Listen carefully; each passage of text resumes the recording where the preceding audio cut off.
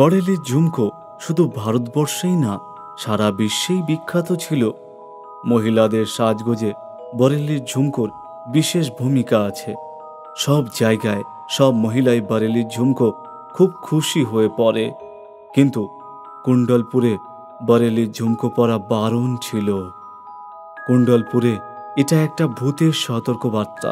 যে মহিলা বরেলির ঝুমকো পরবে তার প্রাণ আর সম্মান দুটোরই ক্ষতি হতে পারে।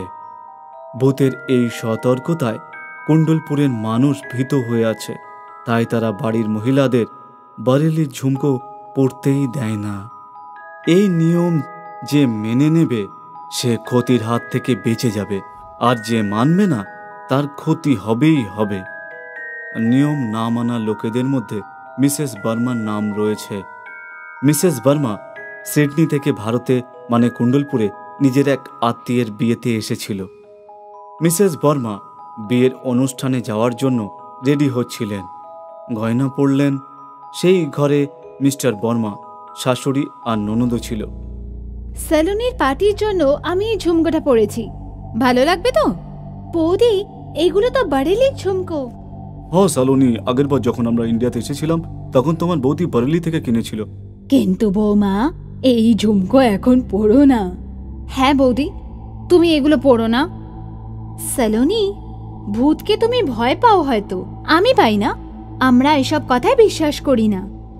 হ্যাঁ সালোনি, এগুলো কেমন অন্ধবিশ্বাস যে কোনো ভূত এখানকার মহিলাদের বরেলির ঝুমকো পরতেই দেয় না। দাদা, তুমি কিছু বলো না। আমরা তো ভূতের সতর্কতা বার্তা মেনে চলি আর ভয়ও পাই। হ্যাঁ বাবু, কুণ্ডলপুরে এরকম অনেক ঘটনা ঘটে গেছে। ভূত সেই সব লোকের কান কেটে দিয়েছে যারা বরেলির ঝুমকা পড়েছে। আমি তো এই ঝুমকোটাই পরব, দেখি ভূত আমার কান কি করে কেটে নেয়। এই কথা বলে মিসেস বর্মা ঝুমকো পরলেন। তারপর আয়নায় নিজেকে দেখলেন। মিস্টার বর্মা নিজের স্ত্রী, বোন আর মাকে নিয়ে গাড়িতে করে বিয়ের অনুষ্ঠানে রওনা দিলেন। রাত হয়ে গিয়েছিল। নির্জন রাস্তায় সাই সাই শব্দ শোনা যাচ্ছিল। ননদ নিজের ভয় লুকোনোর জন্য সারা রাস্তা কথা বলে যাচ্ছিল, কিন্তু হঠাৎ গাড়ি খারাপ হয়ে গেল। এই গাড়িটাও না খারাপ হওয়ার সময় পেল না। আশেপাশে কোনো গ্যারেজও নেই। দাদা, তাড়াতাড়ি করো, আমার ভয় লাগছে। ভয় পেও না, আমি দেখছি গাড়িটার কি হলো আবার। মিস্টার বর্মা গাড়ি থেকে নেমে বনেট খুলল। দেখতে গিয়েই হঠাৎ মিসেস বর্মা চিৎকার শুনতে পেল। সবাই মিসেস বর্মাকে দেখছিল যে ওর কাটা কানগুলো দিয়ে রক্ত পড়ছে। ঝুমকো উধাও হয়ে গিয়েছিল, আর গাড়ির কাছে রক্ত দিয়ে সতর্কতা বাণী লেখা আছে। কুণ্ডলপুরে বরেলির ঝুমকো পরা অপরাধ। দেখো দেখো, আমার কান থেকে কত রক্ত পড়ছে। বৌমা, আমরা তোমাকে বারণ করেছিলাম, কিন্তু তুমি তো শুনলেই না। বৌদি, এবার তো বিশ্বাস হলো তোমার যে কুণ্ডলপুরের ভূত অন্ধবিশ্বাস না, বাস্তবেই আছে।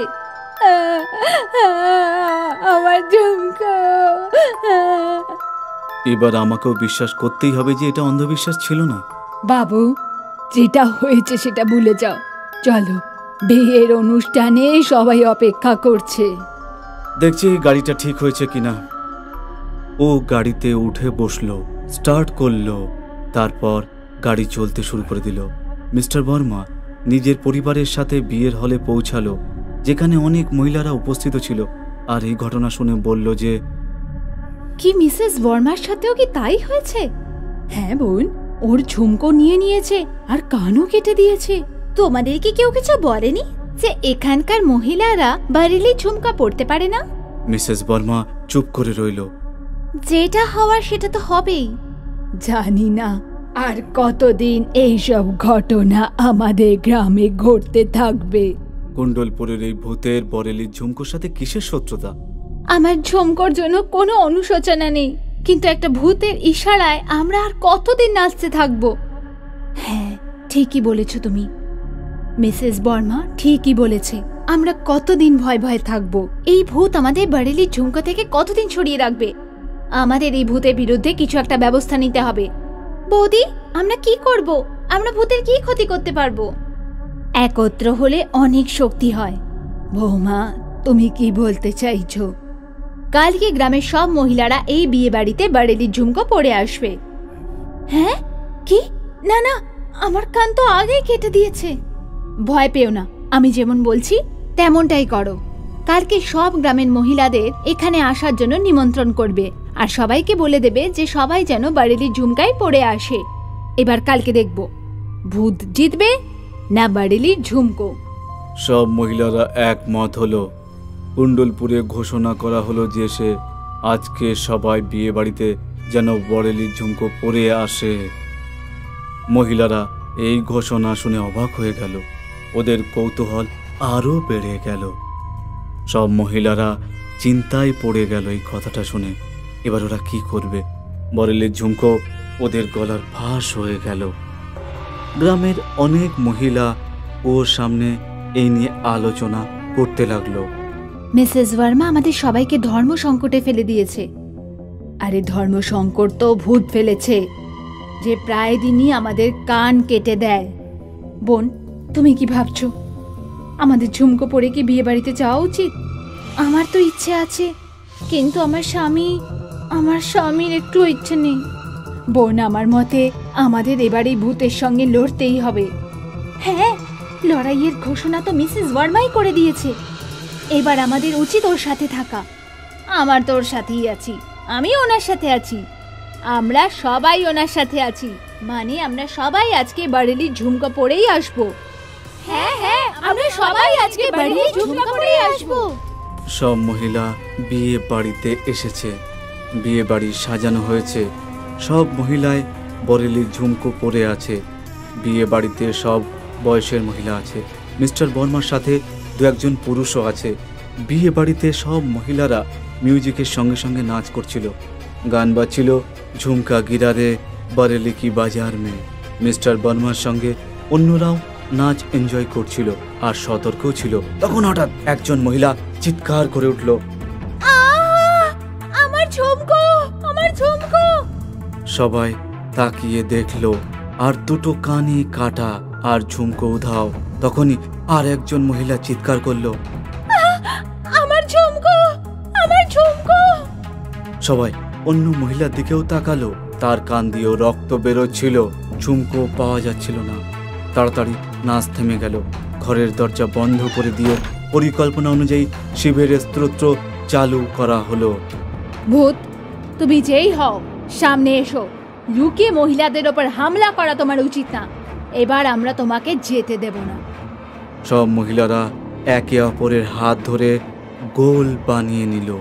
তখনই একজন পুরুষের চিৎকার শোনা গেল, আমাকে বিরক্ত করো না, আমাকে বিরক্ত করো না। সামনে এসে কথা বলো। আমরা কেউ তোমার শত্রু নই, আর তুমিও আমাদের শত্রু নও।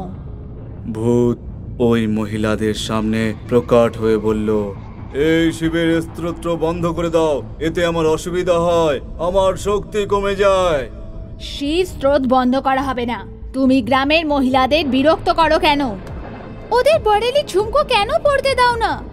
ওদের কান কেন কেটে দাও? ভূত, তুমি তোমার কথা বলো। তুমি এমন কেন করো? আমি কোনো খারাপ মানুষ ছিলাম না। এই গ্রামের মানুষরা আমাকে খারাপ মানুষ বানিয়ে দিয়েছে। কে আর কিভাবে তোমাকে খারাপ মানুষ বানালো? আমার নাম হলো প্রদীপ। আমি পাশের গ্রামে থাকতাম।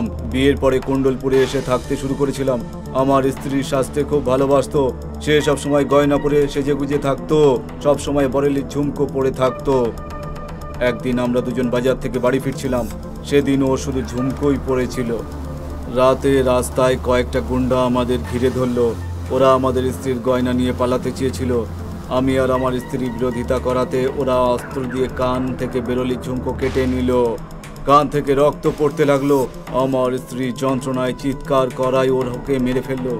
আমি ওকে বাঁচাতে চেয়েছিলাম, ওরা আমাকেও মেরে ফেললো। তখন থেকে আমার আত্মা ঘুরে বেড়াতে লাগলো। আমি প্রতিজ্ঞা করেছিলাম সেদিনের পর থেকে এই গ্রামের কোনো মহিলা বরেলির ঝুমকো পরবে না, যেই কারণে আমার স্ত্রীর প্রাণ চলে গেছিল।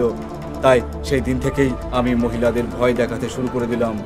প্রদীপ, তোমার সাথে যা হয়েছে তার জন্য আমরা দুঃখিত।